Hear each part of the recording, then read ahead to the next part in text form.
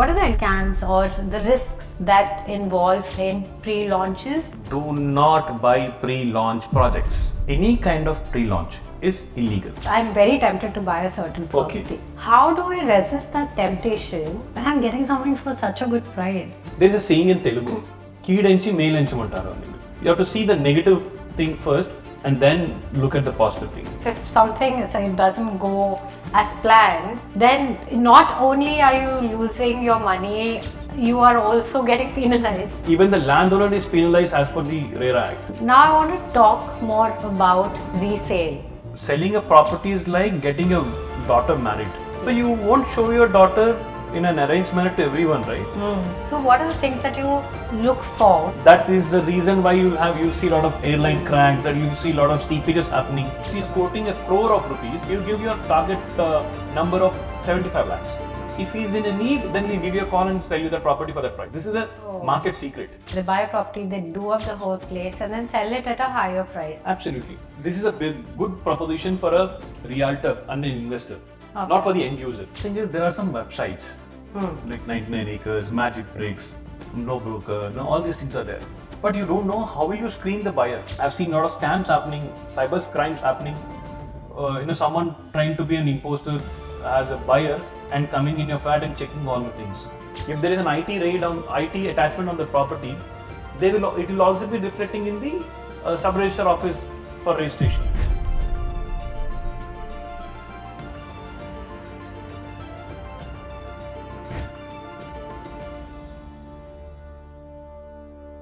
Hi everyone, welcome to our podcast today.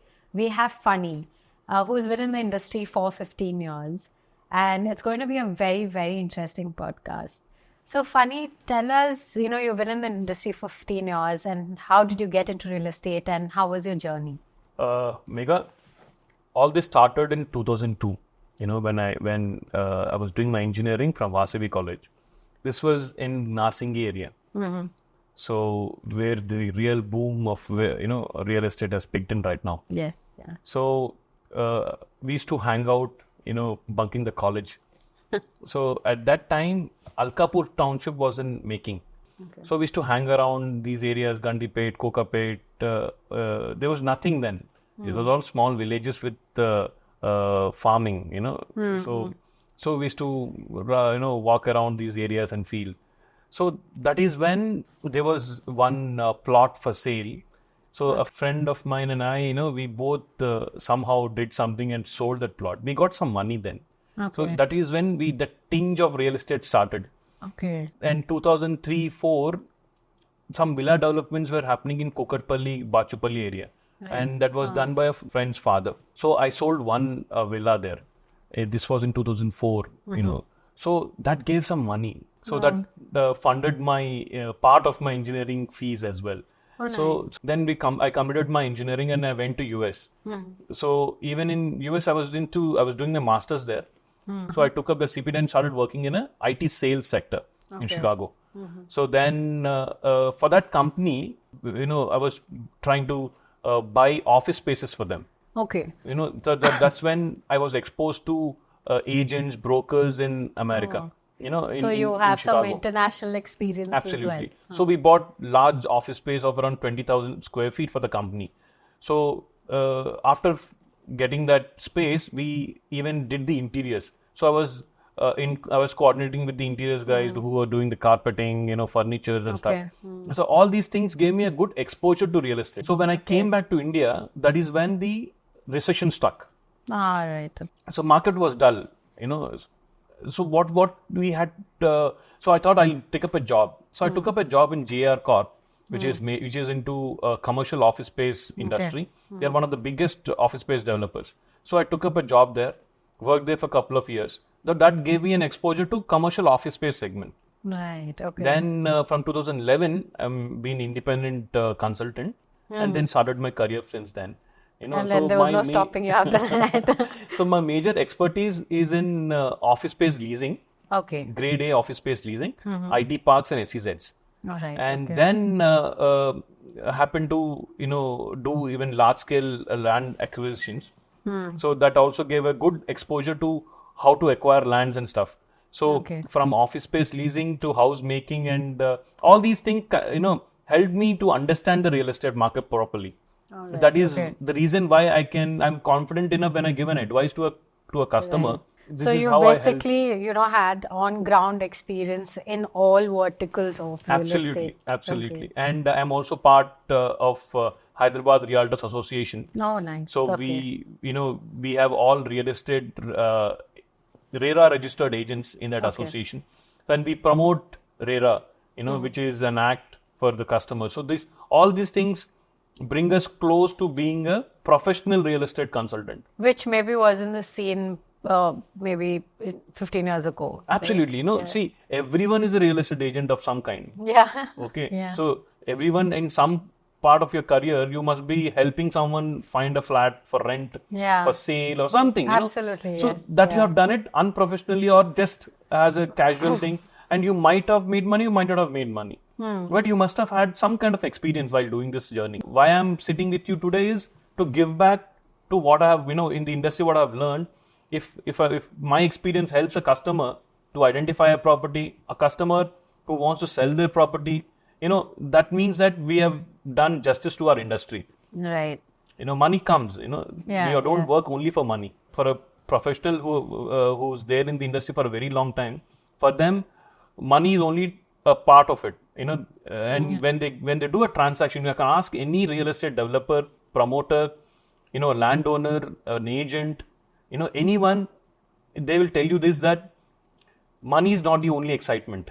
When I help... never heard the experience part of it from anyone, right? Like, I think it's a new perspective to have, to understand that there's a lot more to it, apart from just the transactions that Absolutely, because, see, this real estate industry has got a lot of negatives. A lot of people have lost money because they trusted and they, yet you have no choice. When you make 100 crores in your company, you've sold a company, what will you do with your 100 crores? You want to make a nice home, right? Yeah. You again put it in a real estate. Yeah. You have no choice. You have to trust someone. So, in a group of realtors, we all in our association also we are trying our best to make this profession, a legitimate profession, an authentic profession. Yeah. Even the governments are doing it. Yeah. If you see the Consumer Protection Acts, now we have Real Estate Regulatory Act. Yeah. Even the government of Telangana, doing their best to make things smoother, make things transparent for the customer. You spoke about trust, you spoke about scams. In fact, we are going to cover two major topics today, which is, scams or the risks that involve in pre-launches that happen. I'm sure you've heard a lot of them. I've heard a few. And we'll also cover resale. We'll go in depth about what to consider, how to do it, the whole process of it. But before we start, I think the main topic that I want to talk about, or the most commonly asked question is, what is the real estate scenario currently? See, this is a very common subject right now, happening at a chai bandi, in a coffee shop, in Starbucks. Yes, absolutely. Everywhere they discuss about this topic. How is the market right now? See, it's a perspective. Okay, if 10 people sit together and talk positive, the positive things will go into the market. Okay. If 10 people start talking negatives, then there will be a negative impact will go into the market. Right. This is a slow poison which goes into the people. Yes, certainly the market is slow. Okay. There's no bad and worst market. Market is slow. Okay. Not just today. Market is slow for the last 6 months. Okay. Because especially Telangana, we had elections in December, early elections. Yeah. And immediately after the elections, we had Parliament general elections. Yes. Yeah. So before and after elections, there is a gap, wherein the parties had to prepare themselves. And it's a new government. They need to understand what has happened. Yes. Interestingly and positively, even the governments are trying their best. But I'm sure it will take some more time. Okay, to market to stabilize and the confidence to build among the buyers and sellers. Okay. Right now, there is too much of inventory. So that is showing up, saying that the market is slow. Okay. And the buyers are also, waiting for some correction to happen. And it is bound to happen. Right. There will be a slight correction in the market. We are expecting, as in reality, this is my personal opinion. Okay. That there will be some correction. How much, I don't know, because these are all very personal. I'll tell you a very basic small case study of this. Every promoter, why I'm using the word promoter is, as per RERA, developer and landowners are called promoters. So I'll use this term called promoter for instead of a builder or a developers and the owners. Yes, builders, developers, landowners are all termed as promoters. Okay. And the buyers are all customers. Got it. Okay. For a promoter, it's all need based. Assume there is a 100 apartment project, and the promoter needs some 1 crore to finish off some commitment, construction commitment. To what he will do, he will sell 2 flats within his network.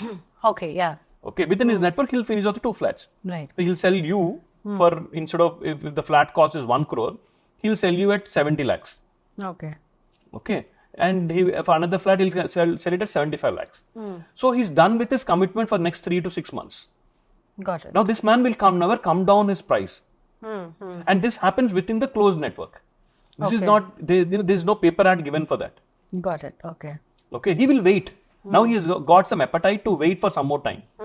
Even the sales are not happening, he will wait with the construction happening in a slow phase. Got it. Okay. Then he'll match the RERA, obligations of completing the project. So one thing is, promoter, he's satisfied his need. Now he will look for the buyer who will come and buy him for that price. And immediately. So all these things happen as a need based. Okay. So these things, and if there is a larger inventory, assume there are 1,000 flats, he will sell 100 flats for a price. Got it. All these things are need based. So you will never see that the builder is in a doldrums. You will never know unless there is a crash, unless some cases are filed. So you will never know. Okay. It's never out there openly. Yeah. He doesn't put it out there. My suggestion to anyone who's thinking that market will fall or market will pick up or anything, yes, market is in a very slow pace. If you're a serious buyer and you intend to buy a home or a rental income property or something, make your funds ready and go into the market. Touch base with a registered real estate agent or touch base with the direct builders, go to their sites, see and give your number. Give your number. Okay, this is your budget, you give your number. If he's ready, number in sense, not your phone number. I'm saying your budget. If he's quoting 1 crore of rupees, you give your target number of 75 lakhs. Okay. Tell that this is my price. Okay. I can't come down or I can't come up. This is my price. I'll pay you upfront or whatever, by loan, through a loan or anything. You make things clear. If he's in a need, then he'll give you a call and sell you that property for that price. This is a market secret. I think that's a good strategy for the audience. Absolutely. Yeah. So always, if you're serious to buy, you should get into the market. Right. Okay. Make some time. If you're a working professional, make some time on a weekend. Go. All these real estate offices are open even on Saturday, Sundays. Yeah. I think it's majorly Saturdays and Sundays. So this is how you can, choose your project.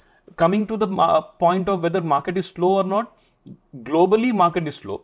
Right. And it is affecting the Indian markets as well. Yes, yeah. And in Telangana, we had elections and previous governments did a lot of infrastructure development within the city, around the city. Yes. And that helped real estate developer then in 2019 to 2024. In between that, they launched too many projects. You feel that it reached a saturation point? See, there is definitely a doubt as did we reach the saturation point? I would say, we are the world's largest populated country. Yeah. So, and largest democracy. Yeah. We have largest transactions happening in this country. So I will never say that it has reached a saturation. Definitely the builder has some kind of a thought process in his mind. And so definitely the numbers are big and we are not focusing only on Hyderabad. Flats are not made only for Hyderabadis. And around. Yeah. So the governments, everyone are trying for investors from outside. Outside from Andhra, from Karnataka, from Tamil Nadu, from Delhi. People are coming here to work. They're making Hyderabad as their home. Yeah. So me coming from Hyderabad, I definitely want Hyderabad to grow. Okay. Yeah. But for a realtor, we will expect that the entire country should progress. Because if there is a fall in the country, Hyderabad will not grow. Definitely, it will affect Hyderabad as well. Right. So I want Bangalore market to grow. I want Chennai market to grow. I want Amaravati market to grow, which is a new, thing which is started Yeah. a couple of months back. These are all mutually connected. Somewhere Okay. we're all related to each other. We all have to grow together. Yes, certainly some kind of, extra investment goes into Hyderabad, no doubt, because of the infrastructure that we have. Yeah. And market, so I'm just jumping into another thing, because our market is definitely affected by the external things that are happening around. Right, yeah. So if the markets in Amaravati are doing good, because the nearest, the closest segment is Amaravati market. Because most of the people who live here, majority in Hyderabad are from Andhra, the Andhra settlers. They all have been waiting for the Amaravati market to pick up. So all these things have slowed down the Hyderabad market. You've given us a lot of insights about the current scenario in terms of real estate in Hyderabad, in Amravati, and around Hyderabad. I want to talk a little more. I said that we'll cover two major subjects today. So, what is pre-launch and what are the different types of it? See, to begin with, I will tell that any kind of pre-launch is illegal as per the Real Estate Regulatory Act. Okay. What is the difference between, I've also heard soft launch. Yes. Right? Is there a difference between that? But See, let's cover what the pre-launch is. What generally this term where it has come up is promoters, these developers, builders, they're raising funds, okay, before the approvals. Okay, that is pre-launch. Okay. They'll offer you a price, discounted price. If they, for example, they'll tell you that during the launch period, the price is 10,000 per SFT. Under pre-launch, we are offering you a price of 6,000 rupees per square feet per SFT. Okay. So that's a pre-launch price before they get all the approvals. Instead of going to the bank, to be in a simple line, if I tell you, instead of going to the bank and taking a secured loan, he'll take the money from you. Okay, and put it back. Put it in the project. Got it. Okay. But all these kinds of sales are illegal before the prior permission from GHMC or HMD or DTCP. All these authorities, before getting the permission from the authorities, doing any kinds of sales, doing any kinds of promotions is illegal. But I have seen, advertisements. Yes. If it's illegal, how is it, put it out there? This is why Telangana RERA authority is giving continuous ads in all major dailies. Okay. That do not buy pre-launch projects. Okay. That is without RERA permission, without HMD or your approved authority permissions. All these things are to protect the consumer by getting, from not getting cheated. Got it. Okay. So RERA is in a continuous process. There are some success stories as well in pre-launch. Okay. Prior to 2019, all these people, all these customers are putting their money in some noted developers company. They made some profits. So no one talks about failures. Right. Yeah. Okay. Now they are coming up into the market because of the media. They are they're coming to the media and opening up. Yeah. Generally, all these were, submerged. They never come up. The failure stories never come up. Yeah. And we all talk about the positive things that I made so much money in real estate. They will never tell how much money you lost. And it is a possibility to There is high money. possibility. You never know. The builder might have faced some problem and he might stop all the project. He might not launch the project. Who is at loss? People who bought it in the pre-launch stage. Got it. These things affect the market. You might think my one single project which I've invested, how will it affect the market? See, the positive stories that we hear, the negative stories that we hear decides the market in some form. So you went and bought a pre-launch plot somewhere in the outskirts. Got it. And you sold that plot to a friend of yours. After the permissions, you made some money. You are lucky there. So not actually, everyone is there are lucky. very few people who actually make more money out of this, but Absolutely. most of them actually lose money or get cheated. And they get stuck. Okay. There's no way that you'll come out. You'll get into a leather tussle. And this will go on. Right. Okay. So that is the reason why the governments have come up with this act called RERA, Real Estate Regulatory Act. There are punishments Oh, okay. Okay, there is a jail term. There's a huge penalty. If the authority gets to know that the promoter is doing their pre-launch sales or doing promotions, they'll have a 10% of the total project cost penalty imposed on them. Okay. Can I tell you something? Forget about pre-launch. They can't even put a board anywhere saying that this is the project that is going to come up without the RERA number. Okay. Those have to be mentioned even in the brochures, even in the hoardings. All these things are to save save the consumer. Right. So personally, I would say, even if this is offering you for a better price or whatever, there is something called OTP. One-time payment options. So lump sum, somehow you make that money of 1 crore, you pull up money from your sources and go and buy upfront. These things are also at danger. Example, NRI community. They are one of the major stakeholders in real estate market. They earn hard-earned money in the US. They trust someone here. They send the one-time money and they get stuck. They don't know what is happening in the companies, right? Where they put in their money. Your negative story becomes the market story. Okay. Your positive story will become the market story. Got it. You can wait for some time. Wait for the project to get launched officially. Right. See their marketing brochures. See the real estate regulatory. There is every information is there in the website of RERA. You go to their website, see who are the promoters. Even the landowners' information is mentioned there. Right. Yeah. Okay. In the RERA website, with the number, the RERA number, if you go and search, you will get even the landowners' details. Nice. Okay. Okay. See, just not to jump, I'll just be a little elaborative. The promoters, that is, before what they do is they identify land. Okay. And they come to you and tell you that, okay, there is an offer here. I'm selling in a pre-launch or a soft launch. Is pre-launch and soft launch the same almost thing? the same terminologies. Okay. Okay. Sometimes something works. All right. Soft launch, sometimes, post permissions, they will, within their circle, they raise funds again. Okay. After permissions. They said the soft, before the pre-launch and the launch, they have included other called soft launch. There's nothing in the book, in the dictionary, in the definition for soft launch. Got Set up the permissions, just to raise some more funds, they'll go to their, the investor circle and ask for investments. And in that soft launch, they'll give you a price. Generally, in soft launch, the retailers buy. Someone like you want to buy a house for yourself, for your captive investment. You want to live with a family. Right. So you are the real buyers actually in the market. And when this pre-launch or say soft launch comes, what is the impact that it has on a consumer? Definitely, right? See, assume everything is fine, everything is going well.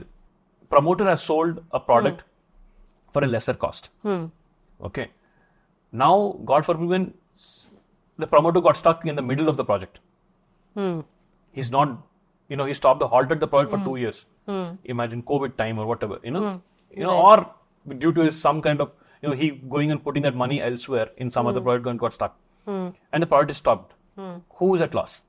The one who was invested in the beginning? Right. Yeah. Right? Yeah. He's stuck. Now he can't go anywhere. Yeah. Now assume he sold for a very less price of 5,000 square feet. Actual price in the market is 10,000. He sold for 5,000. Now the cost of construction has gone up, right? Yeah. Now all these high-rise buildings, they use a new technology called My1 construction, and it is actually faster construction with the cost of construction is more higher than the regular ones. Okay. Okay. So from where will the builder bring that bridge that gap? Okay. How will now the quality of construction matters. Yeah. He'll compromise somewhere. To finish off the project, he'll compromise somewhere. He promised you something and delivering something else. Or maybe not delivering at all. Maybe they're not delivering at all. That's a worst case scenario. Yeah. If the market is good, everything is good. If the market is bad, you're stuck. All these pre-launch, sales will affect the market some point in the entire transaction. One mistake or by someone else, it will affect the market. So it's my humble request to all the customers. If you're ready to take that risk, you put it. But you're going against the rule. But isn't the consumer protected with RERA in the picture? No, for the pre-launch, if a customer gets scammed in a pre-launch project, they can go and approach the RERA authority. But all these things are time-consuming things. We don't know when you will get your justice. Okay. ultimately these things again affect the market. So you have to be very careful. I would say that from the college date itself, there should be a curriculum about this on investments. Oh, very interesting. Yes, and I think it's so true. You don't have to wait till you earn money. Yeah. So the case studies you have to be taught in the colleges. But investment is something that an individual will keep doing. This is a different topic. These days, post COVID, people started investing in gold and stocks. Yeah. So once you make money on gold and stocks, what will you do? You'll again come and put that money in real estate. Right? True, yeah. You want to have a nice house. Funny, as an investor, I'm again talking to you as a layman who's a buyer. Yes. Ready to buy. How do I resist that temptation when I'm getting something for such a good price? See, this is where we have to use our brains. Yeah. And you're seeing the scams happening around, right? Yeah. So you can say be the that one. I don't know about these scams.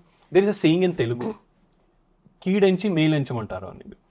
That is you have to see the negative thing first and then look at the positive thing. You have to see that. That's what our elders have been saying us. Yeah. Governments have been giving you, see, ultimately we are all well read.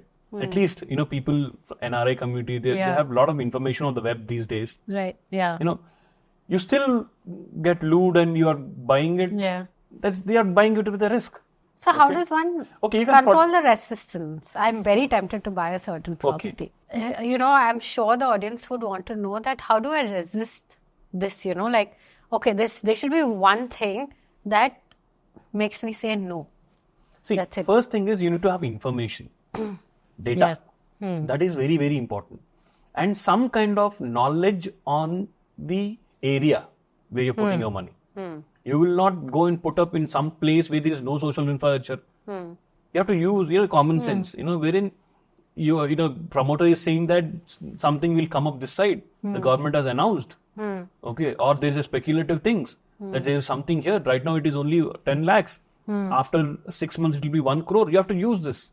You have to go back, check with the authorities. Just, in case you have a doubt, this is a hard-earned money, right? It's not coming Absolutely, free. Yeah. What you can do is, without the knowledge of the person who's giving you these offers, you can go to the MRO office there.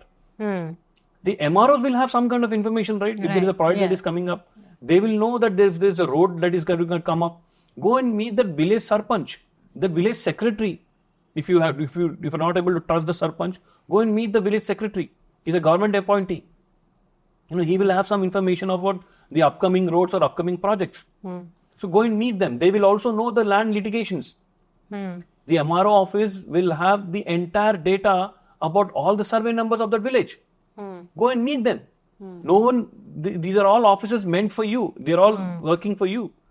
These days, information is available everywhere. Right. And the authorities are again giving you paper ads. They're warning you again and again. Yeah. Okay, see, let me tell you something. When the markets are good, you will not hear any kind of scams. Okay. When the markets are good, scams begin. Okay. When markets are bad, scams start erupting. Okay. Okay, you will hear a lot of news about scams, a lot of people getting cheated. Yeah.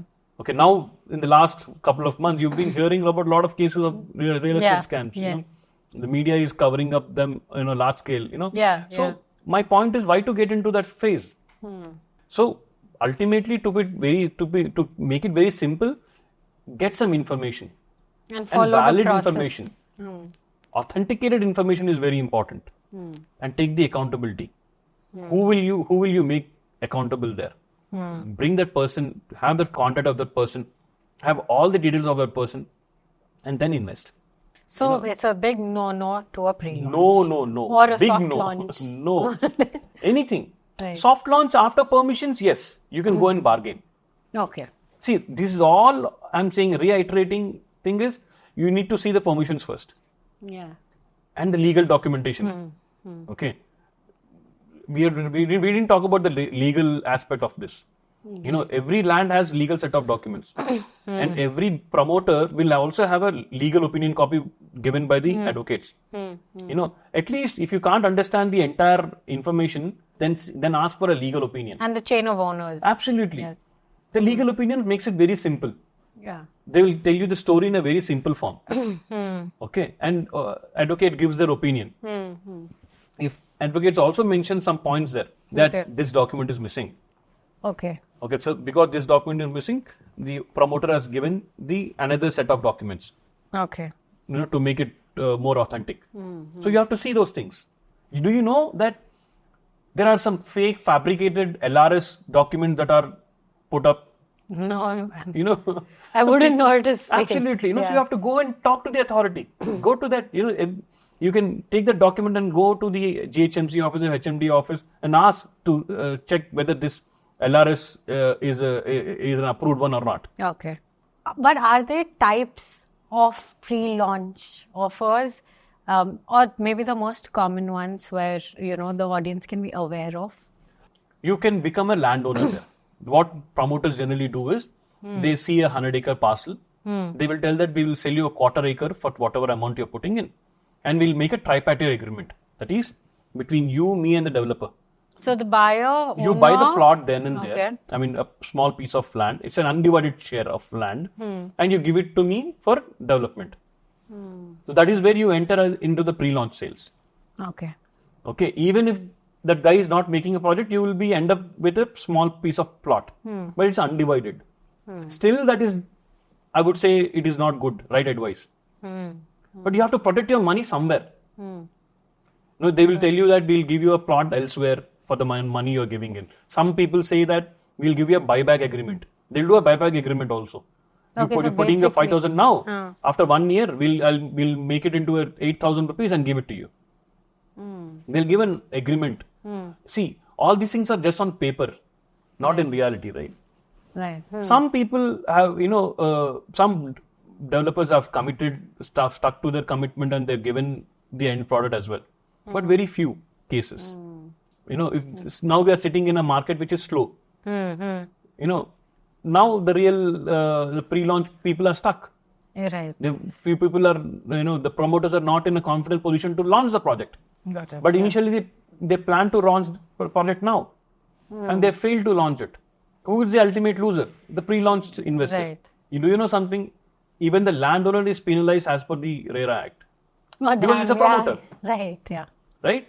Yeah. If Or then if something doesn't go as planned, then not only are you losing your money, you are also getting penalized. Absolutely, because you're also a landowner there. You're mentioned yourself as a promoter there in the project, and the builder, the real guy person who's making the project, gets stuck or is not doing the project. If the customers file a case, you are also one of the person. I think with this specific topic, I mean, the point that you mentioned is enough to say no. I'm to sure a I'm pre-launch. scared you enough, but this is the reality. No, hard but reality. yeah. So you gave us a lot of insights, Phani, in terms of pre-launch and the things that we need to keep an eye on. Yeah. At least I have some clarity, and I'm sure the audience glad. do. Yeah, too. Now I want to talk more about resale. It's not a very typical discussion that everybody has, or the common discussions are selling and buying and all of that. Resale, I think, is a very a topic that's not been spoken about very often. Yes. In terms of awareness, right? Yes. So if you can give us a little bit of insights in difference in different types of properties. Absolutely. See, every investor or an end user, at some point of time, they want to sell. Yeah. Okay. The second transaction is always called resale. Yeah. Okay. In simple language. Okay. So, be it a plot, flat, or a rental income, commercial property, all these come under different categories of real estate. I mean, resales. Sorry. So, to sell a resale property, you have to see you have to first see the price at what price you want to sell the property. Okay. Okay. So is the resale process different in these different It's not different. Types of properties? It's not different. It's a regular sale only. Okay. But only thing is you need to document it well. Okay. Okay, to sell a property. Got it. Okay. Okay. Initially, to buy a property, you go to a builder and buy a property. Right. Now you want to resell it again at some point of time. Yeah. Okay. At that point of time, whenever you want to sell, you have to create a set of documents. Okay. First, get an encumbrance certificate. Because you need to give the confidence to the buyer, right? Okay. You have to keep your Patadar passbook ready. ROR proceeding. Before the passbook, there will be an ROR proceeding copy. Survey sketch done by the surveyor, Mandal surveyor. All these documents, you have to keep it ready to sell a property. You know something? If you have this proper documentation, you will have a good price as well. Got it. Okay. If anything is missing in this line, right, your price will come down. When you're sitting on an X price than the market, you should make sure that your documents are also right. Got it. This What set is the of documents. common, I think the most common resale is amongst the flats in terms of, say, quantity, good value? It all depends on the local neighborhood. Assume, you have a property in Banjara Hills. Your father bought it for a price, some 20, 30 years back. Now you have enjoyed it for 20, 30 years. Now you want to resell it to me. Okay. So take that case study. So Banjara Hills is a matured market. It's a high-end market. Every social infrastructure is surrounding Banjara Hills. Be it hospitals, schools, parks, everything is there. Public transportation, everything is there. You have maids who can come easily. So all these things are adding value to your property. Now, if it is an independent house, there will be no value to the house because it's an old house. Assume it is a 20 years old flat. Okay. So you, as a buyer, I will have some doubts whether structurally it is good, if there are any leaks or something. So what I will do is I'll bring some professional. There is something called, every structural engineer will be able to guess to an extent. Okay, well, how is the structures, what is the kind of concept that has happened, all these things, he'll be able to see and tell. Some structural engineers. But to get a proper certified report, there is something called NDT testing, non-destructive testing. Okay. There are a lot of what companies does it tell us about? They will tell you the life of your building. Now life of the building in the sense how old it is or how long diagnostic center. You go for your blood test, right? They'll give you a blood test report. Lipid profile. They'll give you all the things that are happening inside your body. Same thing in the NDT testing. There'll be a list of terms mentioned there. How much of strength left in the building? What was the kind of steel that we used? How is the concrete inside? Whether there are any cocoons inside? There are air gaps. Air gaps. Okay. So that is the reason why you'll see a lot of airline cracks. That you'll see a lot of seepages happening. 90% of the old buildings that are right now all have some kind of a seepages. You're right. Because there is a wear and tear. Over the years, there are a lot of rainfalls, exposed to sunlight, rain. So even if you get it yourself, it is very good. If I as a buyer get it done, it is very, very good. So all these things will decide your price as well. Okay. So, and the second most important professional that people ignore or don't know is a waterproofing expert. There are some structural engineers who there is a subject for them. They are very good at this waterproofing, analysis. So you can bring in this waterproofing expert. These are also again structural engineers who are specialized in waterproofing. Take their opinion. They will tell you where are the cracks, these proper waterproofing experts have some solutions. Okay. So you can retain that flat like that, the way it is for another 10 years, 20 years. Okay. There is another concept in Mumbai, which is very famous, called redevelopment. Okay. The old cities that are developed 20, 30, 40, 50 years back, they are getting into redevelopment now. Hyderabad is yet to see that redevelopment concept. It is just started, in places like Abbots, Sultan Bazaar, all these areas, they started doing redevelopments. Okay. The landowners and the builders, they're all grouped together and based on the current building norms, they're taking the permissions and redeveloping the entire place where they used to live. So when you say redevelop, it's just demolishing and reconstructing? Absolutely. Now, how will you get your share? So when you buy your land, when you're flat, you will get something called undivided share of land along with the flat. Even now when you do your sale, you along with the SFT that you buy, you will get an undivided land of share. Got it. There's a formula attached to it. They'll tell you, how much of undivided land share that you will be getting based on the total build-up area and the land area. You will get some X undivided land share. So that also values and tell you what is the price of your property. Oh, Assume again a 20-year-old building in Banjara Hills is you're getting for a 3,500, 3,000 SFT, you're getting 100 SFT of 100 square yards of undivided land share. So this undivided land share, you can see the going rate in the market. Example, it's a 2 lakh per square yard if the land cost in Banjara Hills. So you're getting 2 crores worth of land. Okay, so now you can negotiate for the building. On the price. As a buyer, I'll negotiate. Now coming to the land legal aspect.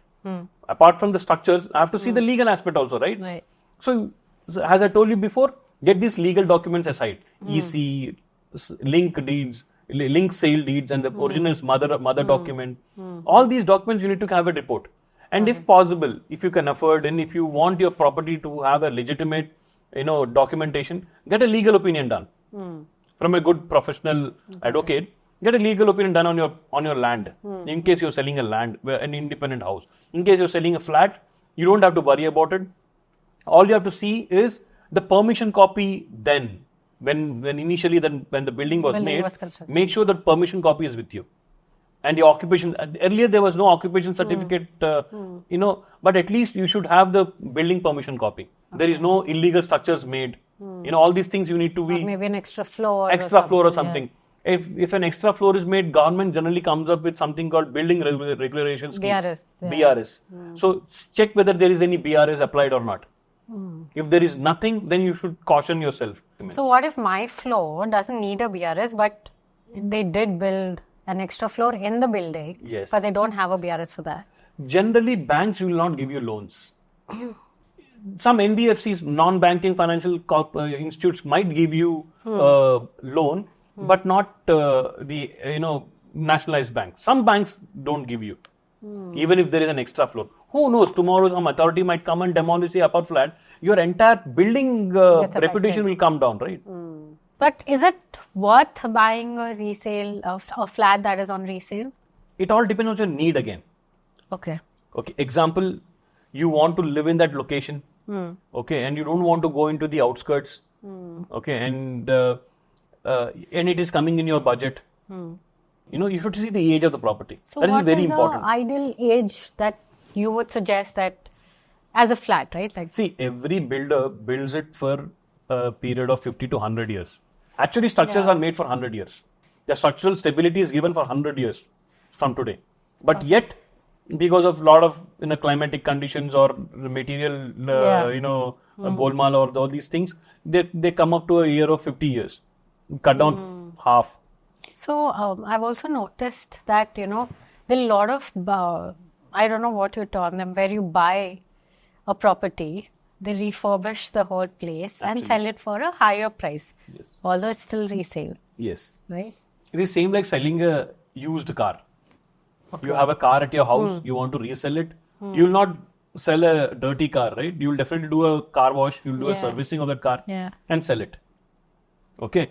Actually speaking, this is a very good business in the market. I mean, I've heard it, about, I think there are some shows that come on OTT as well where they do this as a full-fledged business, right? Yes. Where they buy a property, they do up the whole place and then sell it at a higher price. Absolutely. See, you can, this is a good proposition for a realtor and an investor, not for the end user.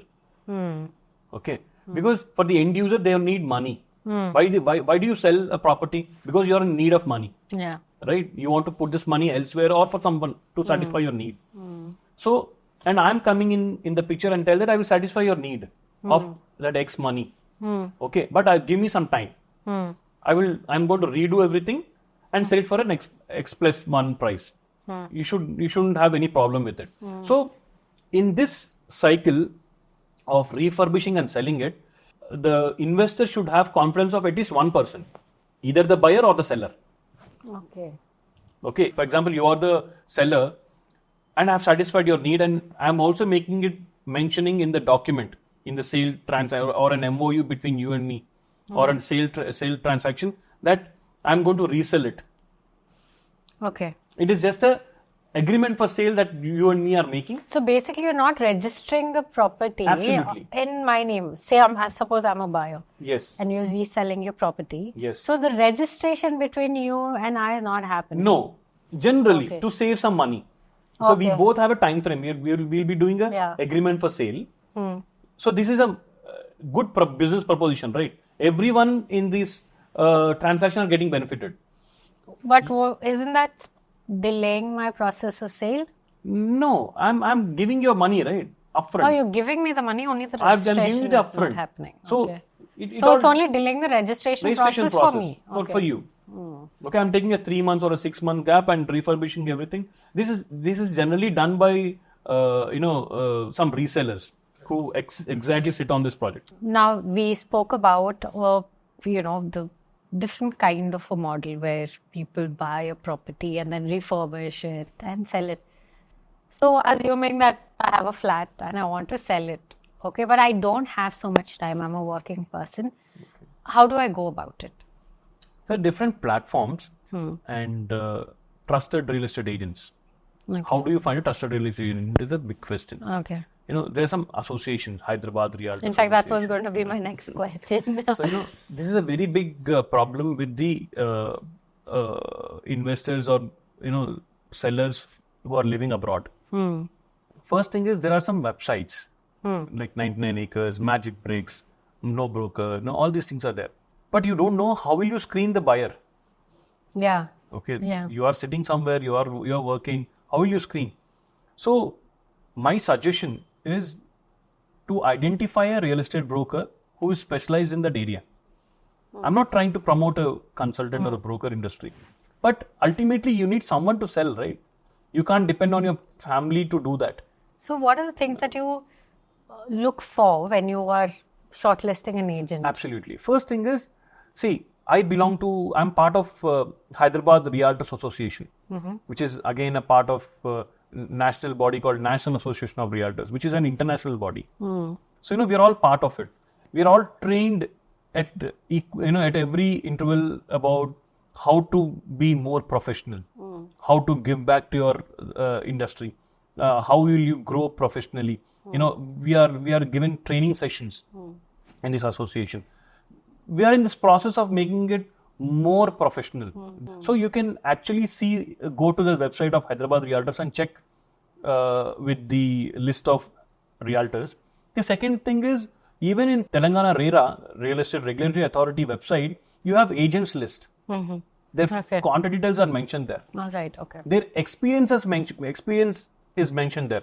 So you can go to that website and check the realtors who are working. Assume you have a property in Dilsukh Nagar. And I don't work in Dilsukh Nagar, nor my team works in Dilsukh Nagar. But what you can do is you can go to the website and check the real estate brokers who are working in that area. And second most important thing, if you don't like to trust the agent, you don't want to go through the website, at least you can hire property management services companies. There are many property management services companies where you can hire a professional for a fee. He will be that person for you to identify a buyer. You don't want to take the service also, then the ultimate choice, especially in a an apartment, is you can check with the association. Okay. And you these days, associations have a WhatsApp group and stuff. At least you can build a nice ad, make a nice ad of your flat, refurbish your flat, paint it well, present it well, and market it yourself in the social media platforms. Only problem I find in social media platform marketing individually is you don't know how to screen the buyers. Is it okay to have multiple agents, or you stick to one? It is okay to have multiple agents. Okay. Not too many, 1 or 2 is fine, or 3 is fine. But having 10 or 12 spoils the dish. Got it.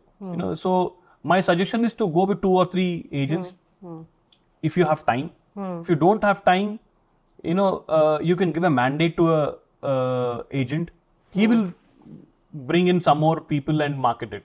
It is his headache, however it is. I'm warning again to see while screening your, buyers. Buyers. I've seen a lot of scams happening, cyber scams, crimes happening.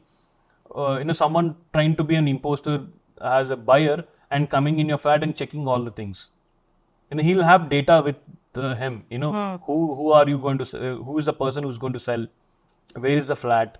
And he might also fool you by saying that I want to rent it out for some time. He'll give you a lot of different propositions. You never know. How will you screen them? Okay, so a real estate broker can do it, is what I feel. A better job than when you don't have time to do all this. Right. So Phani, as a seller, right? So some of us are attached to the property. Some of us aren't. Maybe it was just an investment and we're selling it. Is it important to gauge a buyer? And how do you do it? See, my mentor 15 years back, he taught me something. He said, selling a property is like getting your daughter married. Okay. That's a very nice way to put it. So you won't show your daughter in an arranged marriage to everyone, right? You'll screen them properly. Yeah. You'll see whether he's, someone who's coming and buying, whether he's able to afford it or not. One thing is, you have to guess your experience here. While talking, you'll able to understand little points. I will not say to judge someone based on the phone call. Okay, before showing the property, you can ask them what is the source of funds. First important is source of funds. It makes a difference, right? Is a buyer comfortable telling you that? Not at the first instance. Okay, so you will not show the property just like that, right? You will definitely try to screen them. So that's the reason. In terms of maybe profession or... Absolutely. So you'll ask them, where do you work? All these basic questions you ask them. You can't ask them your Aadhaar card to show. So you can't make that thing. This is a very tricky situation for every buyer, seller. Sorry. Every seller, they're in a very tricky situation. Whether is he the right guy to see my property? You have to be very careful here. You can't show your property to everyone. Let me tell you this. What are the top 3 questions you would ask?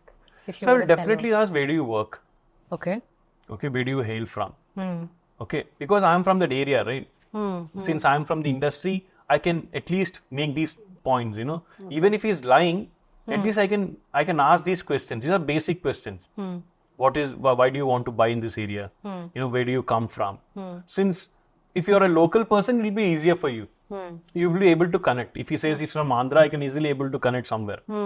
Okay, some kind of reference. So unless I'm very sure that he's the right person, I will not show the property. Okay. I will show him the pictures. I'll show him a small basic video of 30 seconds or a minute. Got it. Okay, I'll show him the plan. That's too subject to verifying some details, basic details. So when I give a paper ad, when I give something, first I will have a set of questions. So a buyer will call me asking for his interest in the property. He will force me to show the property, but I will not do that. Personally, I will screen him and find some kind of a route wherein he's okay to show the property, then only I'll show him. Will an agent do that for you? Because for an agent, it's just another property. Absolutely. Right? So, for an agent also, you can set the expectations right. Okay. So, the agent will screen first couple of things. He will inform you that these are the set of people who will be visiting your property this week. You can culture it properly. Got it. Okay, you can tell that site visits can be done only on this specific day from this time to this time. Only the serious buyers will come and see your property. Makes sense. Absolutely. Yeah. Okay. Yeah. If someone is so serious about seeing the property, then and there, very few people will do that. If I'm very serious of buying the property, I will make a visit to the property at least 3 to 4 times. Yeah. I mean, I think that, you go. Then you get your family along with you. Then you get your friends along with you. I'll do a legal, I'll say some structural engineer will come if it is a ready-made house. I'll do a lot of visits. Yes. So only that will also show the confidence on the seller and buyer, for both of them. Okay. If there is an IT attachment on the property, it will also be reflecting in the sub-register office for registration. I'm sure a lot of them don't know about this. Absolutely. There is something called prohibitory list in the sub-register office. Okay. This is very, very important. See, every human being in their lifespan, they might buy 1 or 2 houses maximum or 3 houses maximum. This is a lifetime investment. So I always tell them to do proper legal due diligence before buying their house. Funny, we spoke about a business model in resale where they buy, refurbish, and sell it again, right? I want to talk about another model where people buy the apartment in its initial stage, just not an apartment, say any form of property, and then sell it when the project is done. Okay. How viable is this model of business? Generally, this is done by second home buyers or investors. Yeah. Okay, the end users never do that. Okay. Okay. Yeah. End users, they want to buy a house and they want to finally make their interiors and stay there. Right. So this model worked in 2019. People who have invested then, 16, 17, 18, 19, people who sort of invested and got their possession in 2023, 24. They're all lucky guys. Okay, they've invested at the right time because the market was not so up. The market is in a high position right now. Putting your money now in that kind of a market and expecting some profits is a difficult thing. Okay, this is a buyer's market for the end users market. Which is Right now. Yeah. Not the investors and putting your money in a speculation. See, something like this.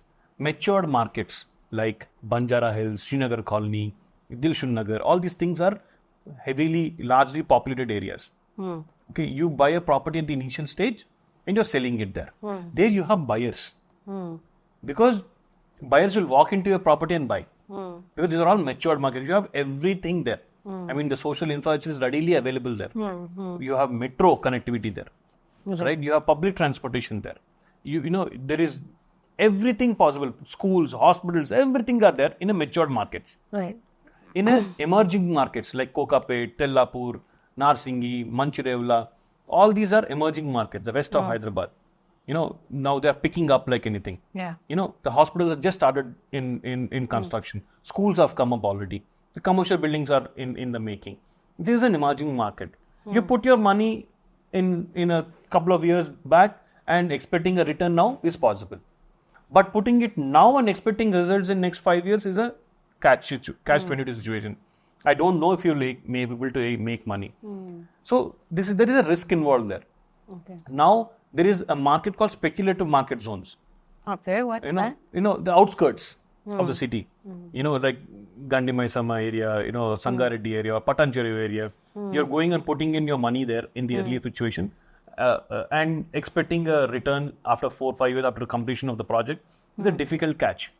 Because again, there you have to wait for the buyer to come. In a matured market, buyer will walk to you. So funny, this conversation has been really great for me.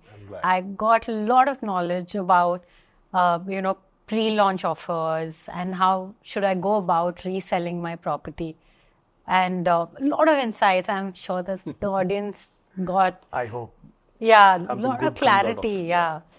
And before we end this episode, I have one last question for you. Please go ahead. Should we invest now in Hyderabad or not? See, there's a saying I've already said it somewhere else, you should always never wait to buy a property. Buy a property and wait. Okay. Okay. So this is an old saying, in the market. A lot of realtors, builders use this saying. But what I say right now is, keep the money in hand. If you're a serious buyer, you want to buy a home, first time home, okay, and you're a serious of buying, keep your money intact. Keep your money ready and go. Go and choose a place, choose a location, set your things right, make your checklist. You can't buy property everywhere, right? Yeah. You want to buy a property, the intentions are right. Now, make sure your bank balance is also tight. Everything is there. Your 30 to 30% of your 30% of your bank loan, that corpus money is also ready. Keep all these things ready and go and visit the location that you really want to buy. Okay. Go there and give your comfortable number, and tell them this is my budget. If you're ready, if you're okay, then let me know, I'll buy. So give your phone number with your budget and come back. Okay. I'm sure if the builder is in need of money and wants to, sell, he will come back to you. So you should always be ready with your money and the location and the size in your mind. You can't always speculate and put your money. Got it. And my suggestion to the first home buyers and the end users, this is the right time for you. Interesting. For investors, they have to keep a watch on it. Got it. If you are a bulk investor, check the background of that builder. Did he ever defaulted? How the customer's feedback is. Okay. See, the builder must have given the project on time. Must have completed the project as per the specification and given it. What are the customers, the already existing owners thinking about that product is very important. The investors and the end home buyers must always see this end user output, testimonial. Right. You have bought a house in an apartment in Madhapur and you've been living there for 2 years. You know the problems there. Always try to talk to your neighborhood. Makes sense. And then put your money there. So the value proposition will go up. Even if you're putting little extra money for that property, that's okay. You've bought a right property where you can live peacefully. This makes a lot of difference. So I always tell my customers to do some homework. Okay. This is not a 1 day's job. Right. This is actually a 1 month's job. Yeah. And don't delay it further as well. And it's going to be life changing. And Right? don't drag it also. You keep a specific date for yourself. And by this time I should buy a property. At least you will identify a property by then. Never oversee the legal things. These are all matter of your points of negotiation and in a transaction. You make sure that all these things are there in place. Your permissions are there in place. You check all those things. After that, price is a matter. And brand of the person who's building it. And customer satisfaction. Okay. So I always tell the developers also to have a proper CRM team, the customer relationship management team. So when I talk to a builder or promoter, I tell them, it is not just your sales team, your post-sales team also should be equally good. Because they are the ones who will give a testimonial about your product. Right. They are the ones who will decide your brand. Makes sense. Delivery is not just a brand now. Yeah. Customer satisfaction is most important right now. Yeah. Totally agree. So ultimately, I'll tell that to do the homework properly, and then choose a product. I hope this summed up properly for you. I think it gives a whole picture, right? I hope you'll be happy finding a new home. I'm treating you like a customer. Yes. That will make things easier for me to explain you in a simple way. I'm sure a lot of people in the audience who want to buy, invest, but your knowledge will now give them clarity. Whether it's resale. I'll come back again with good number of questions because I get a lot of calls from customers. Okay, asking them these basic things. Yeah. So sometimes I write it. that So this time I'll make sure that I'll talk about the customers' questions, the basically frequently asked questions. Yeah. Where they get stuck. Right. Maybe someone watching this video might be helpful for them. Yeah, absolutely. Maybe not right away. Maybe after a couple of months or years, when they watch this podcast, I'm sure they'll get some kind of an output from this. Definitely. Thank you so much for this opportunity. Thank you so much, Phani, for coming here, taking the time out and giving us so much knowledge about it. Thank you so much. Thank you. Thank you, Hyderabad Growth.